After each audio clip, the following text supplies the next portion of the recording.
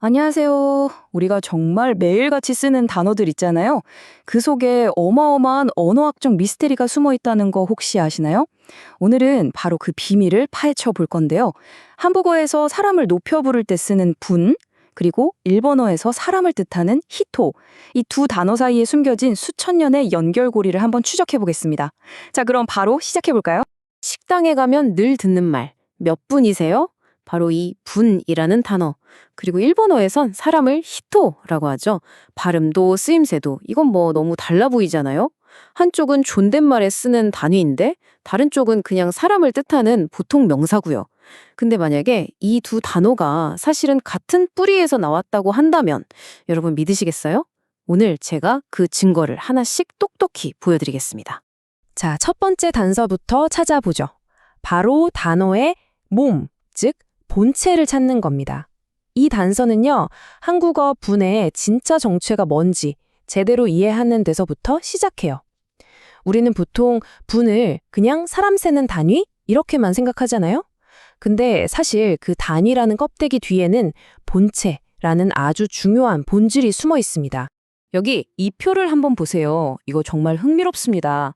우리가 몇이라는 말 뒤에 붙이는 단어들 있잖아요. 이게 그냥 단순한 단위가 아니에요. 세려고 하는 대상의 그러니까 본체 그 자체를 뜻하는 거죠. 표를 보시면 몇 마리라고 부를 때 그 본질은 짐승이고 몇 개의 본질은 물건이죠. 그렇다면 몇 분의 본체는 과연 뭘까요? 네, 맞습니다. 바로 사람인 겁니다. 이게 바로 본체 이론이라는 거예요. 수를 묻는 말 뒤에 오는 단어가 바로 그 대상의 근본이라는 거죠.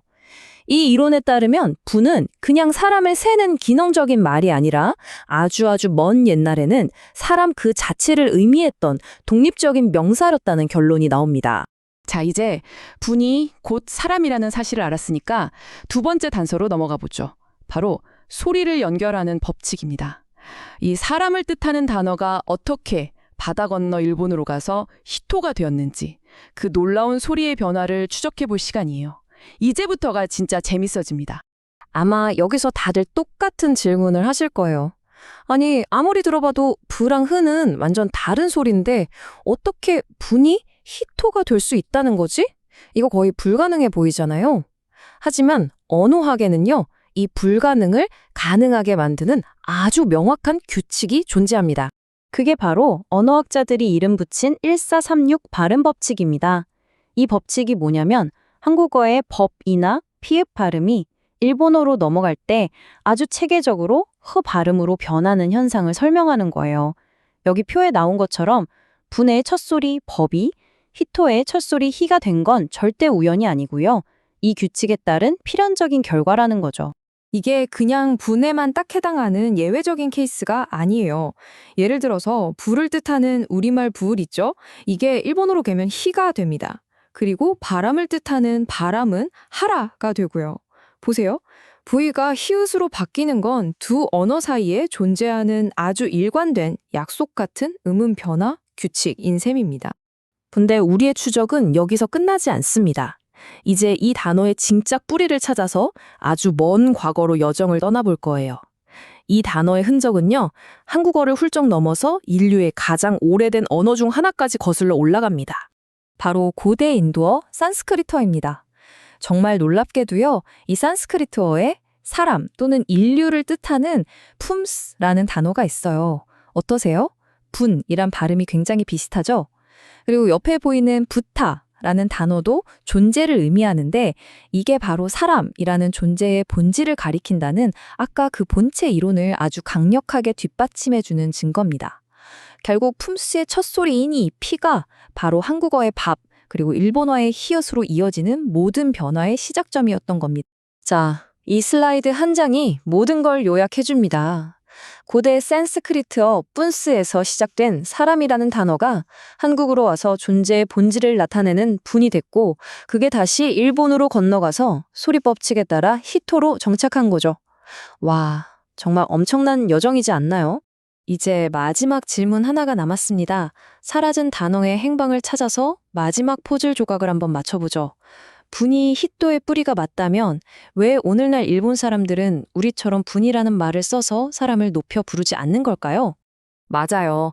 현대 일본어에서는 몇 분이세요? 라고 물어볼 때 분 대신에 카타라는 말을 쓰거든요. 이게 언뜻 보면 이 모든 이론에 대한 강력한 반박처럼 보일 수 있죠. 하지만 사실은 정반대입니다. 바로 이 슬라이드가 그 이유를 말해주고 있어요. 해답은 소리에 있는 게 아니라 그 안에 담긴 생각에 있거든요. 우리나라에서 분은 가끔 지위를 뜻하는 한자 위로 쓰기도 해요. 즉, 사람을 그 사람의 자리로 부르면서 존중하는 문화가 있는 거죠. 근데 정말 놀랍게도요, 일본어 카타 역시 방향 또는 자리를 뜻합니다. 그러니까 쓰는 소리는 달라도 존경하는 사람을 자리라는 개념으로 부르는 그 근본적인 사고방식은 두 나라가 완벽하게 똑같다는 거예요. 그럼 소리는 도대체 왜 바뀐 걸까요? 여기에는 일본어 발음에 아주 중요한 특징이 작용합니다. 일본어는 기본적으로 분처럼 받침으로 딱 끝나는 닫힌 소리보다 히나 토처럼 모음으로 끝나는 열린 소리를 훨씬 더 선호해요. 왜냐하면 그래야 각 음절이 더 또렷하게 들리기 때문이죠. 이걸 타치추테트 원리라고 부르기도 합니다.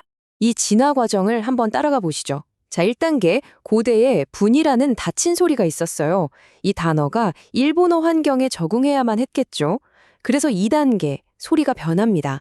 우리가 배운 법칙대로 법은 히로 바뀌고 발음하기 껄끄러운 받침 니은은 그냥 툭 떨어져 나가요. 그럼 히라는 한 글자만 남게 되죠. 근데 히는 너무 짧고 불안정하잖아요. 그래서 3단계 음절이 확장됩니다. 토 같은 부드러운 열린 소리를 뒤에 착 붙여서 마침내 히토라는 안정적이고 발음하기 쉬운 두 음절 단어가 완성된 겁니다. 그러니까요, 핵심은 바로 이겁니다. 일본어에 분이라는 단어가 없는 게 아니에요. 우리가 추적한 여러 언어 법칙에 따라서 히토라는 새로운 형태로 완벽하게 진화해서 이미 자리 잡고 있기 때문에 굳이 옛날 형태인 분을 다시 쓸 필요가 없는 거죠. 단어는 사라진 게 아니라 우리 눈앞에 다른 모습으로 계속 숨어 있었던 겁니다. 자, 오늘 우리가 함께 풀어낸 이 언어 미스터리의 핵심 증거들을 딱 정리해 보겠습니다. 첫째, 분은 단순한 단위가 아니라 사람의 본체를 의미한다는 본체 이론. 둘째, 비비 호로 변했다는 명확한 규칙, 143법칙. 셋째, 그 모든 것의 뿌리가 산스크리트어 푼스에 닿아 있다는 사실. 그리고 마지막으로 다치츠테트 원리에 따라서 단어의 모양이 일본어에 맞게 바뀌었다는 점입니다. 오늘 우리는 분과 히토라는 이 두 단어를 통해서 수천 년의 시간을 넘나드는 여행을 했습니다. 이처럼 우리가 정말 아무 생각 없이 쓰는 말들 속에 과연 얼마나 많은 비밀스러운 역사가 아직도 숨어 있을까요? 오늘부터 여러분이 쓰는 단어 하나하나를 조금은 다른 새로운 시선으로 바라보게 되기를 바랍니다. 감사합니다.